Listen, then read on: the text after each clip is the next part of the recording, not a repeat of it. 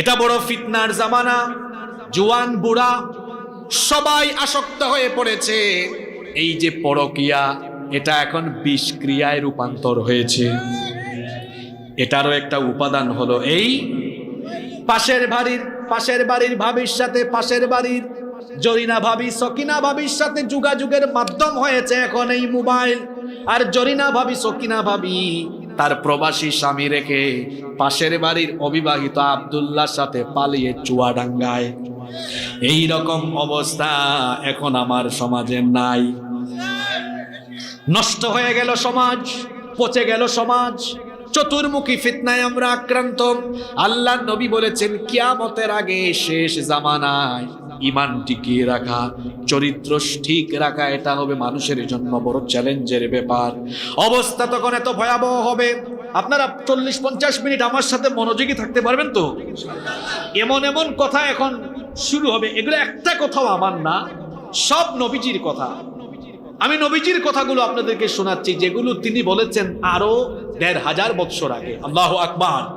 1500 বছর আগে যা বলে গিয়েছেন, আপনি দেখুন আপনার আশপাশের সাথে সব এখন মিলে যাবে, এমন কথা বলে গিয়েছেন। মনোযোগ থাকবে তো আপনাদের? আল্লাহর নবী বলেছেন শেষ জামানায় ফিতনা এমন ভাবে মানুষকে আচ্ছন্ন করবে, সমাজ এবং রাষ্ট্রে নির্বোধ লোকেরা, অপদার্থ অযোগ্য লোকদের নেতৃত্বে সমাজ রাষ্ট্র চলে যাবে। বলবেন হুজুর, প্রথম পয়েন্টটাই কেন আপনি নেতৃত্ব নিয়ে ধরলেন? কারণ হলো ড্রাইভার ঠিক থাকলে যেমন গাড়ির প্যাসেঞ্জার নিরাপদ থাকে, ঠিক তেমনি ভাবে সমাজ আর রাষ্ট্র পরিচালনার ড্রাইভার হলো নেতৃত্ব। এই নেতৃত্ব ঠিক থাকলে সমাজ ঠিক থাকে, রাষ্ট্র ঠিক থাকে। গাড়ির ড্রাইভার অযোগ্য, অদক্ষ, অপদার্থ হলে যেমন প্যাসেঞ্জার সহ গাড়ি খাদে পড়ে যাওয়ার সম্ভাবনা আছে, সমাজ আর রাষ্ট্রে যখন চোর ডাকাত সন্ত্রাসী চাঁদাবাজি লোকেরা যখন রাষ্ট্র আর সমাজ নেতৃত্ব দিবে, ওই রাষ্ট্র আর সমাজও তখন ধ্বংসের কিনারে পড়ে যাবে। এজন্য আল্লাহর নবী বলেছেন শেষ জামানায় এত ফিতনার প্রধান কারণ হবে গোটা সমাজে অপদার্থ অযোগ্য নেতৃত্ব কায়েম হয়ে যাবে। শুনুন আল্লাহর নবীর হাদিস আমি আপনাদেরকে শোনাই। আল্লাহর নবী একদিন সাহাবীদের সামনে বক্তৃতা করছেন। নবীজি সাহাবীদেরকে বললেন আ'আযাকাল্লাহু মিন ইমারাতিস সুফাহা। নবীজি বললেন আমি আল্লাহর কাছে আশ্রয় চাচ্ছি, আল্লাহ যেন তোমাদেরকে অযোগ্য অপদার্থ নেতৃত্ব থেকে তোমাদেরকে আল্লাহ যেন বাঁচান। আল্লাহ নবী হাদিসে যে শব্দটি বললেন সেটা হলো ইমারাতিস সুফাহা। আ'আযাকাল্লাহু মিন ইমারাতিস সুফাহা। নবীজি বললেন ইমারাতিস সুফাহা থেকে আমার উম্মতের জন্য আল্লাহর কাছে আমি আশ্রয় চাই। আল্লাহর রাসূলের সাহাবীরা তখন বললেন ইয়া রাসূলুল্লাহ, একজনও চুপ থাকবেন না, বলেন সাল্লাল্লাহু আলাইহি ওয়াসাল্লাম। ওগো আল্লাহর রাসূল, মা ইমারাতুস সুফাহা, ইমারাতুস সুফাহা কি? আল্লাহর নবী ব্যাখ্যা দিয়ে দিলেন। নবীজি সাহাবীদেরকে বললেন উমারা ইয়াকুনুনা বাদি লা ইয়াদি ওয়া লা ইয়াস্তান্নুনা বিসুন্নতি। অর্থাৎ আমার পরে এমন কিছু লোক আখেরি জামানায় কিয়ামতের আগে আসবে, এই লোকেরা তারা আমার হেদায়াত মোতাবেক, আমার সুন্নাত মোতাবেক তোমাদেরকে পরিচালনা করবে না। সমাজ এবং রাষ্ট্রকে আমার সুন্নাত মতো, আল্লাহর দেওয়া হেদায়াত মতো তারা পরিচালনা করবে না। আল্লাহর দেওয়া নিয়ম কানুন বাদ দিয়ে, রাসূলের দেওয়া তরিকাকে বাদ করে দিয়ে তারা নিজেদের মস্তিষ্ক প্রসূত, বিবেক প্রসূত আইন কানুন দিয়ে তারা তাদের সমাজ এবং রাষ্ট্রকে পরিচালনা করা আরম্ভ করবে।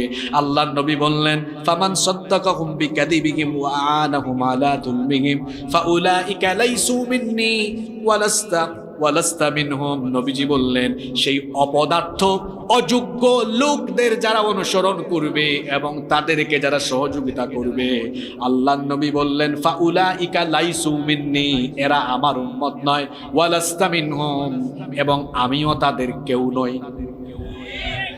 আপনি কি ঘুমায় গেছেন নাকি? নবীজি বলেছেন এদের সাথে আমার সম্পর্ক কাটা, এরা আমার উম্মত নয়, আমিও তাদের কেউ নই, তারাও আমার কেউ নয়। আল্লাহু আকবার। আল্লাহর নবী বলেছেন শেষ জামানা হবে এমন এক ভয়ঙ্কর সময়।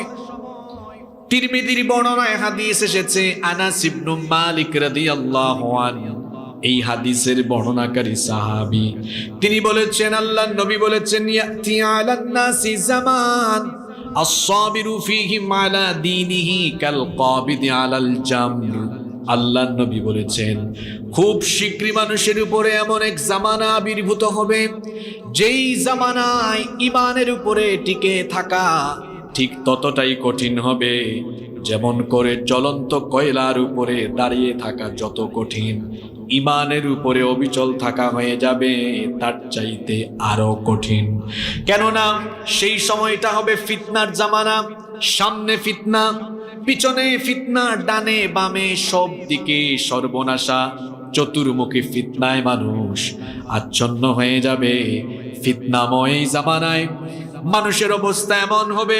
অন্য হাদিসে আল্লাহর নবী বলেছেন, আল্লাহর হাবিব বলেছেন, ইউসবিহুর রাজুলু মুমিনা ওয়া ইউমসি কাফিরা।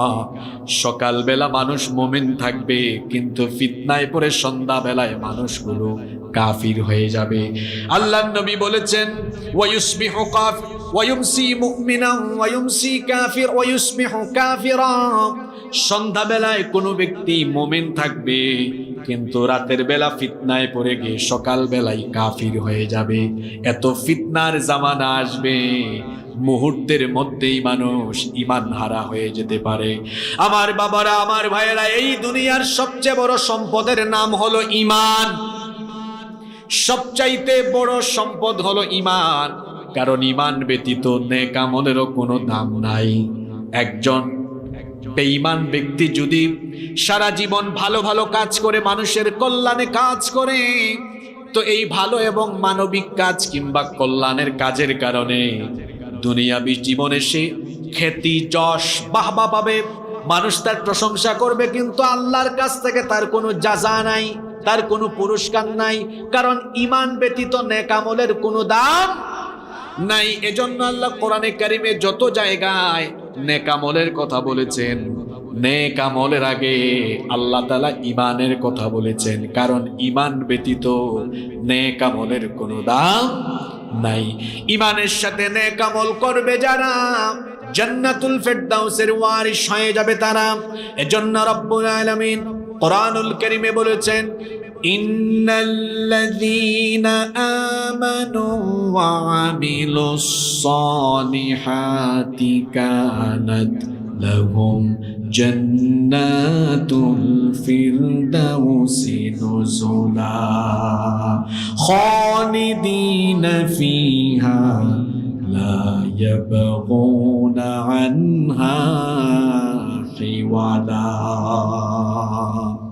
আল্লাহ তাআলা বলেছেন, নিশ্চয়ই ঈমান এনে নেক আমল করবে যারা, জান্নাতুল ফেরদাউসের ওয়ারিস হয়ে যাবে তারা। তাহলে আমল, ঈমান ছাড়া নেক আমলের কোনো দাম নাই।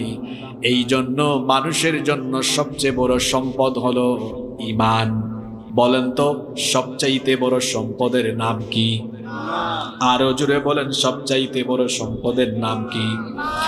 একজন মুমিন ব্যক্তি জীবনের সবকিছু ঈমানের জন্য ছাড়তে পারে, কিন্তু ঈমান সে কখনো ছাড়তে পারে।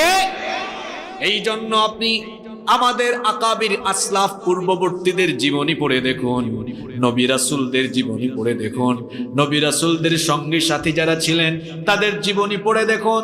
তাদেরকে দুনিয়াবি বহু লোভ লালসা দেখানো হয়েছে, তাদের উপরে নির্যাতন নিপীড়ন হয়েছে, শুধু বলা হয়েছে ঈমান ছাড়ো, ঈমান ছাড়লে তোমাকে নাজাত দেওয়া হবে, মুক্তি দেওয়া হবে। ঈমান যদি ছাড়ো, দুনিয়াবি ফায়দা, দুনিয়াবি সুযোগ সুবিধা তোমাদেরকে দেওয়া হবে। কিন্তু প্রকৃত ঈমানদার, প্রকৃত মুমিন যারা ছিলেন, তারা তখন সেই কাফির মুশরিকদেরকে জবাব দিয়ে বলেছিলেন, কাফিরের দল, মুশরিকের দল, শোনো, আমি জীবনের সবকিছু ছাড়তে পারি, আমার দুনিয়াবি জীবনের সমস্ত কিছুর মায়া ছাড়তে পারি, এমনকি নিজের জীবনের মায়াও ছাড়তে পারি, কিন্তু ঈমান আমি ছাড়তে পারি না। আপনারা কি আছেন না ঘুমাই গেছেন? আছেন না ঘুমাই গেছেন?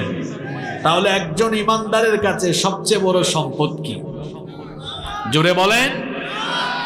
এই ঈমানের উপর টিকে থাকা দুষ্কর হবে, কঠিন হবে। এই জামানায় বলেছেন মুহাম্মদ সাল্লাল্লাহু এবার আসেন তো, ইমানের উপর টিকে থাকা যে কঠিন, আপনাকে একটু বাস্তবতা দিয়ে বুঝাই। কিচ্ছু লাগবে না গো ভাই, আপনার পকেটেই ইমান হারানোর উপাদান আছে। প্রত্যেকের পকেটে এই মোবাইল ফোন আছে। এই মোবাইল ফোনের অপব্যবহারই আজকে আপনাকে ইমান হারা করার জন্য এনাফ, যথেষ্ট। কিচ্ছু লাগবে না। এই তো রাতের বেলা ঘুমাবে নিজের রুমে, ফজরের আগেই সে ইমান হারা হয়ে যাওয়ার সুযোগ এই মোবাইলের মাধ্যমেই আছে। চরিত্র ধ্বংস করার উপাদান এখানে আছে। আপনি দেখুন, অশ্লীলতা দিন দিন বেড়েই চলেছে, জিনা বেড়ে চলেছে, পরকিয়া দিন দিন বেড়েই চলেছে। অশ্লীলতা, বেহায়াপনা, জিনা, ব্যভিচার, পরকিয়ার প্রধান এবং অন্যতম উপাদান হলো এই মোবাইল ফোন। সন্ধ্যাবেলায় আগে প্রত্যেক বাড়িতে বাড়িতে ছেলে মেয়েরা পড়াশোনায় ব্যস্ত থাকত। আমি যখন প্রাইমারিতে পড়াশোনা করি তখন আমাদের গ্রামে বিদ্যুৎ ছিল না। হারিকেন জ্বালিয়ে সন্ধ্যার পরে, মাগরিবের পরে প্রতিটি ঘরে ঘরে ছেলেমেয়েরা পড়তে বসত, জোরে জোরে চিল্লাই চিল্লাই পড়ত। এখন বেশিরভাগ বাড়িতে আপনি দেখবেন সন্ধ্যার পরে ছেলে মেয়েদের পড়াশোনা নাই। এখনকার ছেলে মেয়েদের হাতে আপনি সন্ধ্যার পরে ফোন দেখবেন, কেউ মোবাইলে বিভিন্ন ধরনের গেমস খেলছে। 7-এর ছেলে 6-এ পড়ে, 5-এ পড়ে, এরকম ছেলেদের মেয়েদের ফেসবুক আইডি, টিকটক আইডি আছে। আপনারা কি ঘুমাই গেছেন নাকি? আমি জুমার নামাজ শেষ করে বের হয়েছি, আমি যেখানে জুমা পড়াই, ছোট্ট এক ছেলে আমাকে বলছে, হুজুর আমি আপনাকে ফ্রেন্ড রিকোয়েস্ট দিলাম, অনেক দিন হয়ে গেল, আপনি অ্যাকসেপ্ট করলেন না কেন? এই পুচকা ছেলেকে আমি জবাব দিলাম, তুমি কোন ক্লাসে পড়ো? আমাকে বললো আমি ক্লাস 7-এ পড়ি। বললাম তুমি ক্লাস 7-এ পড়ো, তোমার ফেসবুক আইডি আছে? আমাকে বললো হুজুর একটা না, 2টা আছে। বললাম 2টা কেন? বলল হুজুর আমার তো একটার 5,000 ফিল আপ হয়ে গিয়েছে, এই জন্য আমি আরেকটা খুলেছি। আমি বললাম তুমি তো আমার থেকে আরো বড় সেলিব্রিটি, কারণ আমার নিজের ফেসবুক আইডি একটা, তোমার আইডি 2টা। যে একটা আছে ওইটাও চালানোর সময় নাই। কয় হুজুর কি বলেন? আমি তো খুব অ্যাক্টিভ, সারাক্ষণ আমি ছবি দেই, পোস্ট করি, লাইক দেই, শেয়ার করি। আমি বললাম মেসেঞ্জারে কি আর কিছু করো? এখন আর কিছু বলে না। স্কুলে কলেজে ছেলেমেয়েরা পড়ছে, মোবাইল ফোন এটা বহন করা কি খুব কঠিন? জবাব দেন না কেন আপনারা? এটা কি খুব ভারী জিনিস? এটা খুব ভারী জিনিস। কত? 100 গ্রাম, 120 গ্রাম, 150 গ্রাম হবে, এর চেয়ে বেশি হবে এর ওয়েট। 100-150 গ্রামের মোবাইল। কিন্তু বিশ্বাস করেন 100-150 গ্রাম ওজনের মোবাইল দিয়ে যে পরিমাণ পাপ হয়, যে পরিমাণ গুনাহ হয়, এই পাপ আর গুনাহকে মিজানের পাল্লায় রাখলে কত যে ভারী হবে এটা কল্পনাও করা যাবে না। আমি বলছিলাম আখিরি জামানায় আছি আমরা, শেষ জামানায় ঈমান বাঁচানো হবে অনেক কঠিন। প্রযুক্তির অপব্যবহার, মোবাইল ফোনের ফিতনা, এগুলো দাজ্জালের তরফ থেকে আসা অন্যতম ফিতনা। অর্থাৎ দাজ্জালকে যারা অনুসরণ করে, দাজ্জালের অনুসরণকারীদের থেকেই কিন্তু এ ধরনের চরিত্র বিধ্বংসী প্রযুক্তি পৃথিবীতে লঞ্চ হচ্ছে। আমরা অনেকে জানিও না। আমার স্কুল কলেজ ইউনিভার্সিটি পড়ুয়া ভাইদেরকে বলছি, বোনদেরকেও বলছি, এই সময় মোবাইলে ইন্টারনেটে আসক্ত হয়ে সময় নষ্ট করার বয়স এখন তোমার নয়। তোমার এই বয়স হলো পড়াশোনার, গবেষণার। আমাদের দেশ থেকে ছেলেমেয়েরা পড়াশোনা করে, আমাদের দেশের ছেলেরা কেন মোবাইল আবিষ্কার করতে পারে? কেন তারা বিভিন্ন অ্যাপস আবিষ্কার করতে পারে না? আজকে ফেসবুকে, ইউটিউবে দিনের পক্ষে কোনো কন্টেন্ট তৈরি করা যায় না, কোনো বক্তৃতাও করা যায় না। দেখা যায় আইডি সহ, পেজ সহ গায়েব হয়ে যায়। এটা যারা ইন্টারনেটে অ্যাক্টিভ থাকেন তারা আপনারা জানেন। আজকে এই যে আমরা আছি, আমরা সব কথা বলতেও পারি না। সব জায়গায় এখন নিয়ন্ত্রণ চলছে। কিন্তু আমাদের মুসলমান ছেলেমেয়েরা যদি পড়াশোনা করে, উচ্চ শিক্ষিত হয়ে, এরা যদি বিজ্ঞানী হয়, এরা যদি বিভিন্ন জিনিস আবিষ্কার করে, এটা তো মুসলমানদের কল্যাণেই কাজে লাগবে, ঠিক কিনা বলেন?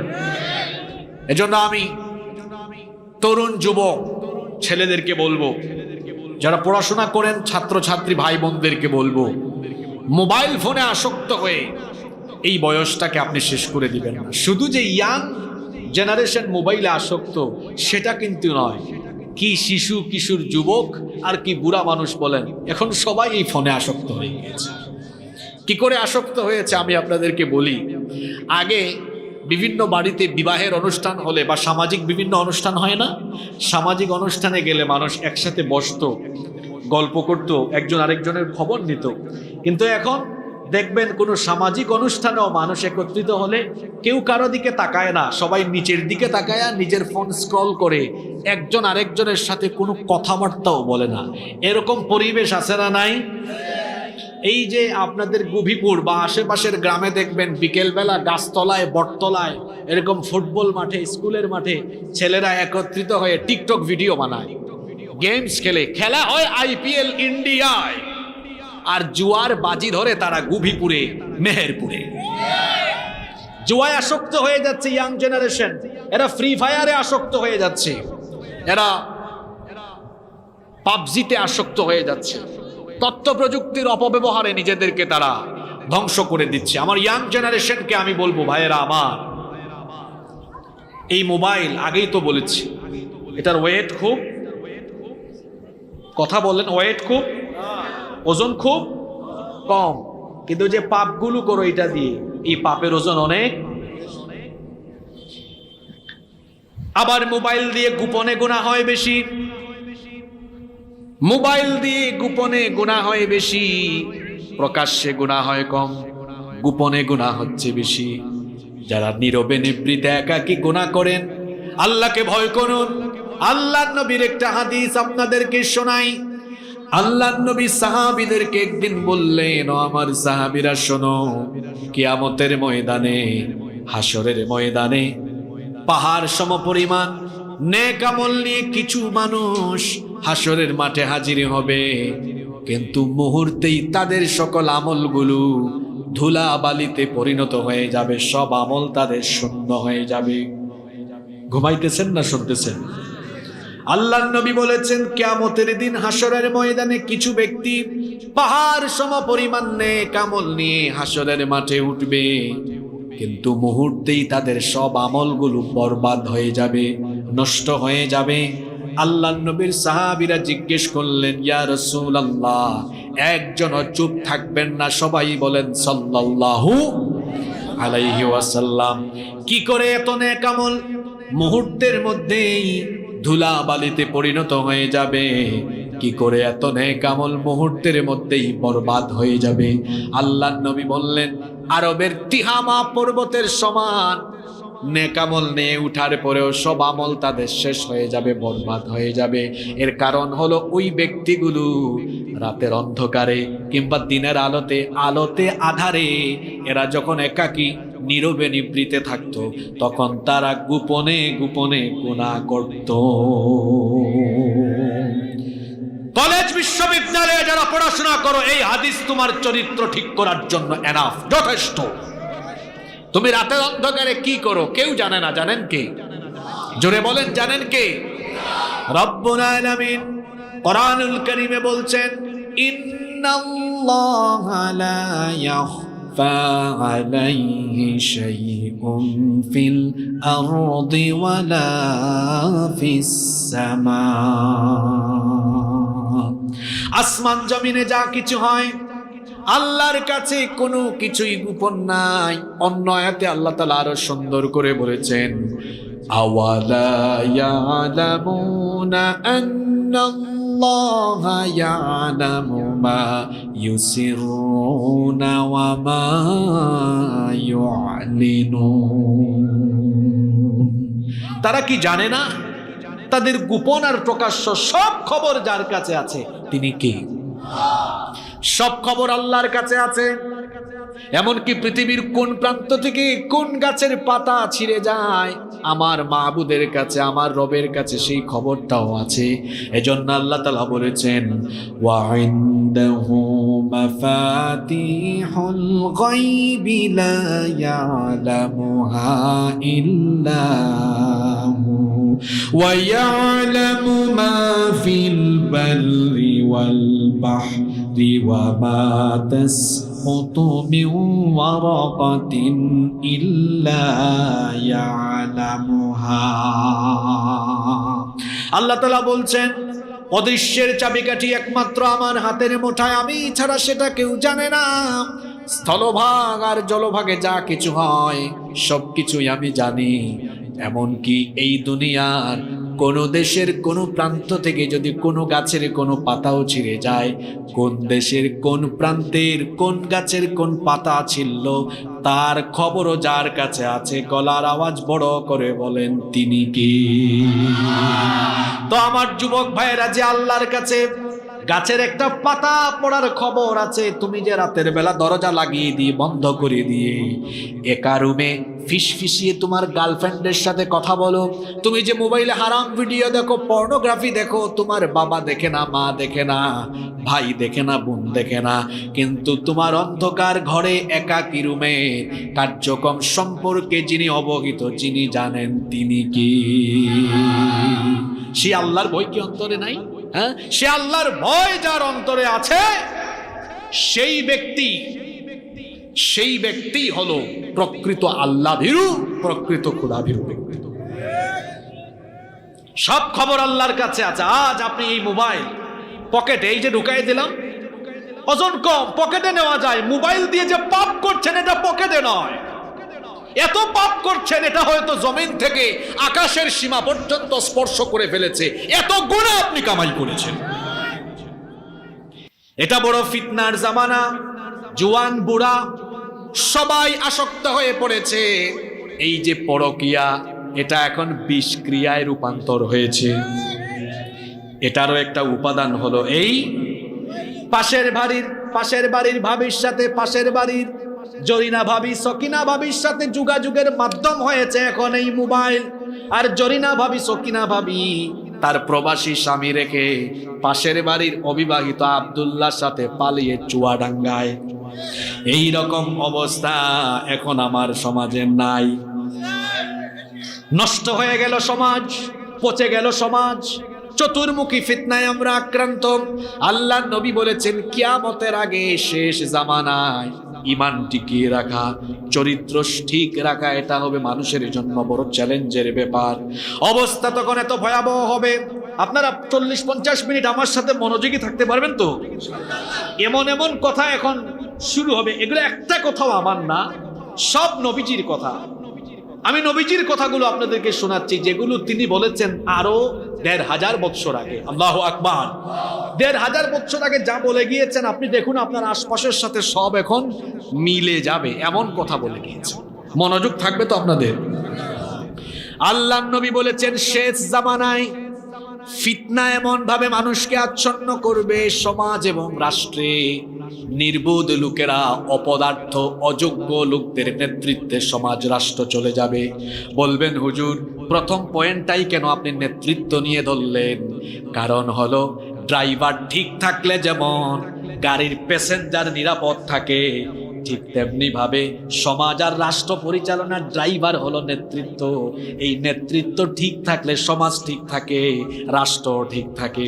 গাড়ির ড্রাইভার অযোগ্য, অদক্ষ, অপদার্থ হলে যেমন প্যাসেঞ্জার সহ গাড়ি খাদে পড়ে যাওয়ার সম্ভাবনা আছে, সমাজ আর রাষ্ট্রে যখন চোর, ডাকাত, সন্ত্রাসী, চাঁদাবাজি লোকেরা যখন রাষ্ট্র আর সমাজ নেতৃত্ব দিবে, ওই রাষ্ট্র আর সমাজও তখন ধ্বংসের কিনারে পড়ে যাবে। এজন্য আল্লাহর নবী বলেছেন, শেষ জামানায় এত ফিতনার প্রধান কারণ হবে গোটা সমাজে অপদার্থ, অযোগ্য নেতৃত্ব কায়েম হয়ে যাবে। শুনুন আল্লাহর নবীর হাদিস আমি আপনাদেরকে শোনাই। আল্লাহর নবী একদিন সাহাবীদের সামনে বক্তৃতা করছেন। নবীজি সাহাবীদেরকে বললেন, আ'আযাকাল্লাহু মিন ইমারাতিস সুফাহা। নবীজি বললেন, আমি আল্লাহর কাছে আশ্রয় চাচ্ছি, আল্লাহ যেন তোমাদেরকে অযোগ্য, অপদার্থ, নেতৃত্ব থেকে তোমাদেরকে আল্লাহ যেন বাঁচান। আল্লাহ নবী হাদিসে যে শব্দটি বললেন সেটা হলো ইমারাতিস সুফাহা। আ'আদাকাল্লাহু মিন ইমারাতিস সুফাহা। নবীজি বললেন ইমারাতিস সুফাহা থেকে আমার উম্মতের জন্য আল্লাহর কাছে আমি আশ্রয় চাই। আল্লাহর রাসূলের সাহাবীরা তখন বললেন ইয়া রাসূলুল্লাহ, একজনও চুপ থাকবেন না, বলেন সাল্লাল্লাহু আলাইহি ওয়াসাল্লাম। ওগো আল্লাহর রাসূল, মা ইমারাতুস সুফাহা, ইমারাতুস সুফাহা কি? আল্লাহর নবী ব্যাখ্যা দিয়ে দিলেন। নবীজি সাহাবীদেরকে বললেন উমারা ইয়াকুনুনা বাদি লা ইয়াদি ওয়া লা ইয়াস্তান্নুনা বিসুন্নতি। অর্থাৎ আমার পরে এমন কিছু লোক আখেরি জামানায় কিয়ামতের আগে আসবে, এই লোকেরা তারা আমার হেদায়াত মোতাবেক, আমার সুন্নাত মোতাবেক তোমাদেরকে পরিচালনা করবে না। সমাজ এবং রাষ্ট্রকে আমার সুন্নাত মতো, আল্লাহর দেওয়া হেদায়াত মতো তারা পরিচালনা করবে না। আল্লাহর দেওয়া নিয়ম কানুন বাদ দিয়ে, রসুলের দেওয়া তরিকাকে বাদ করে দিয়ে তারা নিজেদের মস্তিষ্ক প্রসূত, বিবেক প্রসূত আইন কানুন দিয়ে তারা তাদের সমাজ এবং রাষ্ট্রকে পরিচালনা করা আরম্ভ করবে। আল্লাহর নবী বললেন ফামান সাদ্দাকাহুম বিকাযিবিহিম ওয়া আনাহুম আলা যুলমিহিম ফাউলাইকা লাইসু মিন্নি ওয়ালাস্তা মিনহুম। নবীজি বললেন সেই অপদার্থ অযোগ্য লোকদের যারা অনুসরণ করবে এবং তাদেরকে যারা সহযোগিতা করবে, আল্লাহর নবী বললেন ফাউলাইকা লাইসু মিন্নি, এরা আমার উম্মত নয়, ওয়ালাস্তা মিনহুম, এবং আমিও তাদের কেউ নই। আপনি কি ঘুমায় গেছেন নাকি? নবীজি বলেছেন এদের সাথে আমার সম্পর্ক কাটাপ, এরা আমার উম্মত নয়, আমিও তাদের কেউ নই, তারাও আমার কেউ নয়। আল্লাহু আকবার। কথার মধ্যে কোনো ভেজাল নাই, কোনো ফাঁক ফুকর। এই মাঠে বসে আপনি আজকে সিদ্ধান্ত নিন আপনি কিভাবে চলবেন, কিভাবে চলা দরকার, কিভাবে আপনার জীবন চালানো দরকার। সিদ্ধান্ত নিন আজকে। আল্লাহর নবী আরো বলেছেন আখেরি জামানা হবে জুলুমতন্ত্রের জামানা। আল্লাহর নবী বলেছেন ইন্না হাদাল আমর বাদাআ নবুওয়াতান ওয়া রাহমাহ। নবীজি বলেছেন ইসলাম সূচনা হয়েছে নবুয়ত দিয়ে, আর নবুয়তের যুগকে নবীজি বলেছেন রহমতের যুগ। পড়েন সুবহানাল্লাহ। নবীজি বলেছেন ইসলামের স্টার্টিং হয়েছে নবুয়ত দিয়ে, আর নবুয়তের সূচনা হয়েছে, আর নবুয়তের যুগটা হলো রহমতের যুগ। নবুয়তের যুগকে নবীজি বলেছেন রহমতের যুগ। আল্লাহর নবী বলেছেন সুম্মা ইয়াকুনু খিলাফাতান ওয়া রাহমা। এরপরে নবুয়তের যুগের পরে আসবে খিলাফতের যুগ। দেখেন এই কথাটা নবীজি জীবদ্দশায় বলেছেন, কিন্তু যেভাবে বলেছেন হুবহু সেভাবে কথাগুলোর বাস্তবায়ন হয়েছে। নবীজি বলেছেন ইসলাম সূচনা হয়েছে নবুয়ত দিয়ে, নবীজির নবুয়ত আর রিসালত দিয়ে। আল্লাহ নবী বলেছেন নবুয়ত আর রিসালতের যুগ হলো রহমতের যুগ, আর নবুয়ত আর রিসালতের যুগের পরে দুনিয়াতে আসবে খেলাফতের যুগ। বলেন তো নবীজির পরে দুনিয়ায় খেলাফত ছিল কি ছিল না? আরো আসতে বলেন ছিল কি ছিল না? নবীজি বলেছেন সুম্মা ইয়াকুনু মুলকান আদুদা। যারা পড়াশোনা করেছেন তারা জানেন, নবীজি বললেন এরপরে খেলাফতের যুগের পরে পৃথিবীতে আসবে রাজতন্ত্রের যুগ। আমরা যারা ইতিহাস পড়েছি তারা জানি নবুয়তের যুগের পরে ছিল খেলাফতের যুগ, খেলাফতের যুগের পরে ছিল রাজতন্ত্রের যুগ। আল্লাহর নবী বলেছেন রাজতন্ত্রের যুগের অবসান হওয়ার পরে সুম্মা কানা জিবরিয়াতান ওয়া উতুওয়ান ওয়া ফাসাদান ফিল আরদ। এরপরে পৃথিবীতে আসবে ফাসাদময় জুলুমতন্ত্র আর স্বৈরতন্ত্রের জামানা। কথাগুলো কি পৃথিবীর সাথে মিলে কি মিলে না? আপনি আবার নিজের কাঁধের উপরে নিয়ে আসেন, কারণ আমার সমাজে এরকম পচা নিকৃষ্ট কিছু লোক আছে, কোরআন হাদিসের কথা সে জোর করে তার মাথার উপরে নিয়ে নেয়। হুজুর বলে এক কথা, হুজুর যখন কোরআন হাদিসের কথাগুলো বলে, হুজুর তার নামও বলে না, কিন্তু সে নিজেই তার চরিত্রের সাথে মিলায়া নেয়। কেমন মানুষ আছে না নাই?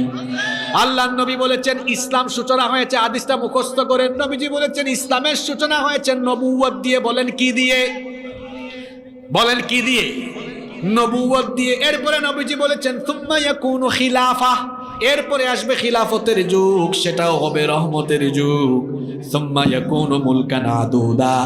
এরপরের যুগ হলো রাজতন্ত্রের যুগ।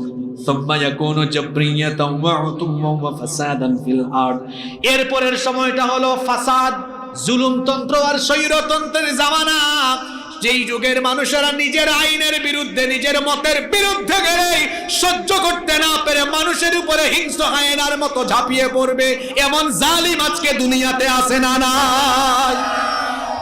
তাহলে এটা শেষ জামানার, জোরে বলেন, শেষ জামানার আলামত। আল্লাহর নবী বলেছেন শেষ জামানা হবে বড় ভয়ঙ্কর জামানা। সেই জামানায় ফাহেশা কাজ বেড়ে যাবে, বেবিচার বেড়ে যাবে।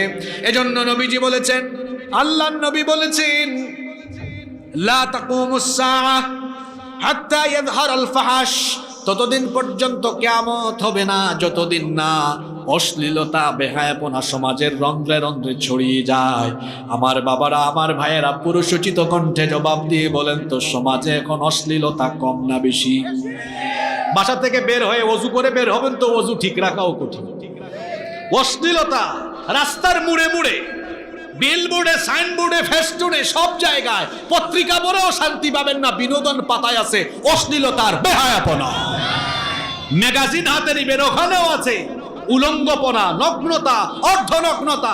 রাস্তাঘাটে বিলবোর্ড, সাইনবোর্ড, ফেস্টুন, চতুর্দিকে দেখবেন। আপনি ইউটিউবে ভালো একটা ভিডিও দেখেন, নিচে দিয়ে আরো 3টা খারাপ ভিডিও। নিজের চোখের হেফাজত করাও এই যুগে চ্যালেঞ্জের ব্যাপার। আপনি একটা ওয়াজ শুনবেন, সেখানেও দেখবেন সেই ভিডিওর নিচে আজে বাজে ভিডিও চলে এসেছে। এই রকম করে চতুর্দিকে ফাহেশা কাজ, চতুর্দিকে ফাহেশা কাজ। একটা হাদিস আপনাদেরকে শোনাই, আল্লাহর নবী কি বলেছেন শুনেন। শেষ জামানায় অশ্লীলতা, বেবিচার, বেহায়াপনা এমন ভাবে সমাজে ছড়িয়ে পড়বে, নবীজি বলেছেন, হাত্তা তুজাদুল মারআতু নিহারান জিহারান তুনকাহু ওয়াসাতাত তরিকি লা ইউনকিরু যালিকা আহাদা। আল্লাহর নবী বলেছেন, প্রকাশ্যে দিনে দুপুরে, প্রকাশ্যে দিনের বেলায়, দিনে দুপুরে নারী পুরুষ রাস্তার মধ্যে বেবিচার করবে। এটা দেখেও মানুষ, এই চিত্র দেখেও মানুষ ওখানে গিয়ে বাধা দিবে না।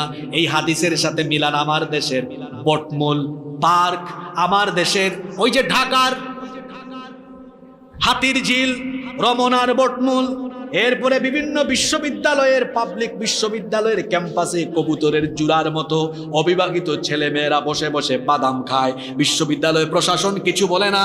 বিভিন্ন পার্কের মধ্যে দেখবেন কলেজের, স্কুলের, কলেজের, ইউনিভার্সিটির ছেলেমেয়েরা কবুতরের জুড়ার মতো বসে বসে অবিবাহিত ছেলেরা বাদাম খায়। যেগুলা বলতেছি এগুলা বাস্তব না অবাস্তব? নবীজি বলেছেন কিয়ামতের আগের জামানায় রাস্তাঘাটে এগুলো ঘটবে। লা ইউনকিরু যালিকা আহাদ, কেউ এটা দেখেও বাধা দিবে না। আল্লাহর নবী বলেছেন ওয়ালা ইউগাইয়িরুহু, এগুলো প্রতিরোধের জন্য কাজ করবে না।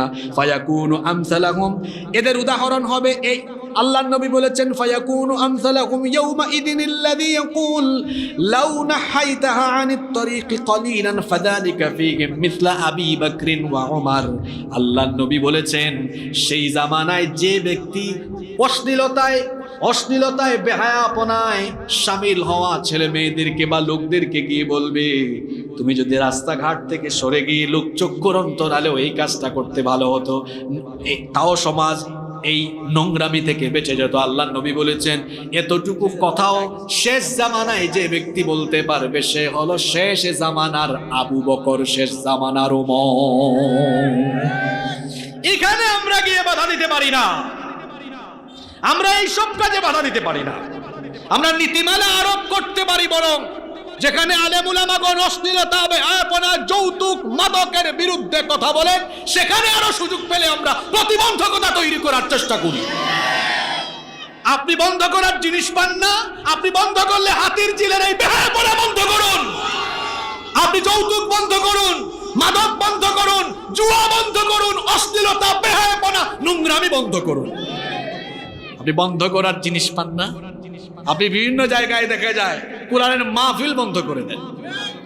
বরং আপনার উচিত ছিল আপনার বলা, কমিটিকে বলা, কোন হুজুরকে দাওয়াত দিয়েছ, ওই হুজুরের ফোন নাম্বার দাও, হুজুরের সাথে আমি যোগাযোগ করি, পারলে দেখা করি। আমার এলাকায় জুয়া বেশি, আমার এলাকায় সুদ বেশি, যৌতুক বেশি, হুজুরকে একটু নোট দেই, তিনি যেন তার আলোচনার ভেতরে 20-30 মিনিট এগুলো নিয়েও কথা বলে। আপনার উচিত ছিল এভাবে সহযোগিতা করা, না করে গান বাজনা এবং অমুসলিম ভাই বোনদের প্রোগ্রামে উল্টা প্রোটেকশন, আর সংখ্যাগরিষ্ঠ মুসলমানের দেশে মুসলমানদেরকে অবাধ দিন চর্চায় আপনি বাধা বিপত্তি সৃষ্টি করবেন। এটা তো আসলে এদেশের মানুষের আবেগ অনুভূতির সাথে মিলে না, ঠিক কিনা? এদেশে যত অমুসলিম বসবাস করেন তাদেরকে রাষ্ট্রীয়ভাবে নিরাপত্তা দেওয়া রাষ্ট্রের দায়িত্ব, এবং সংখ্যাধিক্য যেহেতু এদেশে মুসলমানদের উচিত হলো অমুসলিমদেরকে শ্রদ্ধা করা, ভালোবাসা, তাদের সাথে সুন্দর সম্পর্ক রাখা। সাম্প্রদায়িক দাঙ্গা যেন আমাদের মধ্যে লেগে না যায়, কারণ ইসলাম কখনো অন্য ধর্মকে গালিগালাজ করা, অন্য ধর্মের ভাই বোনদেরকে নিয়ে ঠাট্টা করা, উপহাস করা, অন্য ধর্মের দেবতাদেরকে গালি দেওয়া, এই শিক্ষা ইসলাম কোনোদিনও আমাদেরকে দেয় না। বরং অমুসলিম যারা, ভিন্ন ধর্মাবলম্বী যারা, তাদেরকে তাদের ধর্মীয় অধিকার, নাগরিক অধিকার সেগুলো নিশ্চিত করা, এটি মুসলমান রাষ্ট্রপ্রধান থাকলে তারও দায়িত্ব। প্রতিটি মুসলমানেরও দায়িত্ব হলো অমুসলিমরা যেন তাদের কাছে নিরাপদ থাকে। এটা আমরা করি। এ ধরনের পরমত সহিষ্ণুতা একমাত্র পৃথিবীর মুসলমানদের কাছে আছে। আপনি পৃথিবীর ইতিহাস পড়ে দেখুন, পৃথিবীতে মুসলমানরা হচ্ছে সবচাইতে পরমত সহিষ্ণু জাতি। এই ভারতীয় উপমহাদেশকে মুসলমানরা শাসন করেছে সুদীর্ঘ 800 বছর। ভারতে গেলে আপনারা সুন্দর সুন্দর যা কিছু দেখেন, এই আগ্রার তাজমহল, কুতুব মিনার, শীষ মিনার, দিল্লির শাহী জুমা মসজিদ সহ ভারতবর্ষের সুন্দর সুন্দর সব স্থাপনা মুসলমানদের হাতে গড়ায়, সব মুসলমানরা করেছে। 800 বছর মুসলমানরা শাসন করে মুসলমানরা ভারতবর্ষে কখনো অমুসলিমদের গায়ে হাত তুলে নাই, পিটায় নাই, কারো মন্দির পুড়ায় দেয় নাই, কারো মন্দির দখল করে মসজিদ বানায় নাই। কেন বানাবে? কারণ ইসলাম তো আমাদেরকে এটা শেখায় না, কুরআন আমাদেরকে এটা বলে না, কুরআন হাদিস এটা আমাদেরকে শিক্ষা দেয়। কিন্তু আপনি দেখুন, এই ভারতে 47 থেকে নিয়ে 24 পর্যন্ত বহু কিছু হয়েছে। জয় শ্রীরাম না বলায় তাবরিজকে পিটিয়ে পিটিয়ে হত্যা করা হয়েছে। মুস্কান নামের এক বোনকে কলেজের মধ্যে কিভাবে তাকে হেনস্থা করা হয়েছে আপনারা দেখেছেন। আমাদের বাবরি মসজিদকে দখল করে রাম মন্দির বানিয়ে দেওয়া হয়েছে। আমি এটা তুলনা দিচ্ছি, উপমা দিচ্ছি। আমরা 800 বছর আমাদের পূর্বপুরুষরা ভারতকে শাসন করে গিয়েছে, আমরা এগুলো করি নাই। কেন করি নাই জানেন? কুরআন, হাদিস, ইসলাম আমাদেরকে এটা শেখায় না। গোপীপুরে যদি হিন্দুদের মন্দির থাকে, সেই মন্দির পাহারা দেওয়া গোপীপুরের মুসলমানদের দায়িত্ব। কোরআন হাদিস এটাই আমাদেরকে শেখায়।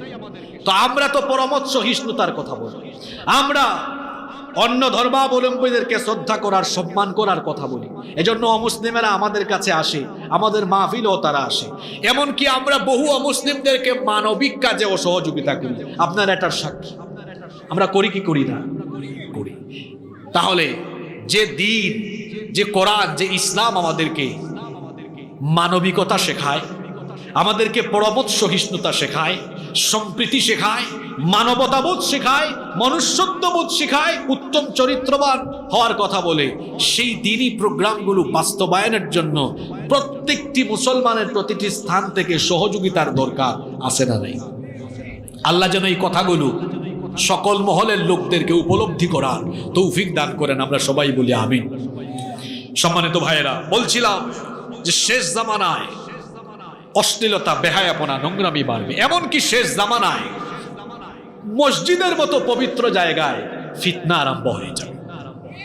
আখেরি জামানায় মসজিদের ভেতরেও ফিতনা আরম্ভ হয়ে যাবে। বলেন, এখন আমাদের সমাজের মসজিদগুলোতে ফিতনা আছে না নাই? আমাকে সভাপতি বানা হলো মসজিদে, হ্যাঁ, কত বড় সাহস! আমার বংশ কি কম? চলো এই মসজিদে থাকবো না, আমরা আরেকটা মসজিদ বানাই। কি বলেন, এরকম আছে না নাই? আমি এই গত বছর নভেম্বরে আমাদের দেশের এক জায়গায় মাহফিলে গিয়েছি। আমি এলাকার নাম না বলি। তারা বললেন, হুজুর আমাদের এলাকায় কিন্তু 9টা মসজিদ। ভাবছিল এই কথা শুনে হুজুর বলে, মাশাআল্লাহ মাশাআল্লাহ। আমি বললাম, ভাই আপনাদের এলাকায় 9টা মসজিদ মানে হচ্ছে আপনাদের এলাকার মধ্যে অনৈক্য বেশি, অস্থিরতা বেশি। আমাকে বললো, হুজুর আপনি কেমনে বুঝলেন? বললাম, এই যে আপনি 9 মসজিদ বলছেন তো বুঝে ফেলছি। জিজ্ঞেস করলাম জনসংখ্যা কত?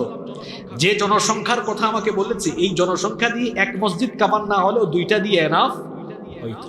তো আমাকে বলে, হুজুর আপনি ধরে ফেলছেন। আসলে নয় মসজিদ হওয়ার পেছনে সামাজিক কুন্দলও আছে, রাজনৈতিক কুন্দলও আছে, আবার এলাকাগত বংশীয় কুন্দলও আছে। বলেন, মসজিদ নিয়ে এখন ফিতনা আমাদের সমাজে আছে না নাই? মসজিদ নিয়ে ফিতনা করে আমরা কি করছি? এলাকায় নতুন নতুন মসজিদ তৈরি করছি। নতুন নতুন মসজিদ হোক, যদি ফিতনা ছাড়া হয় কোনো অসুবিধা নাই, কিন্তু ফিতনা দিয়ে হলে এটা থেকে কোনো উপকার আসবে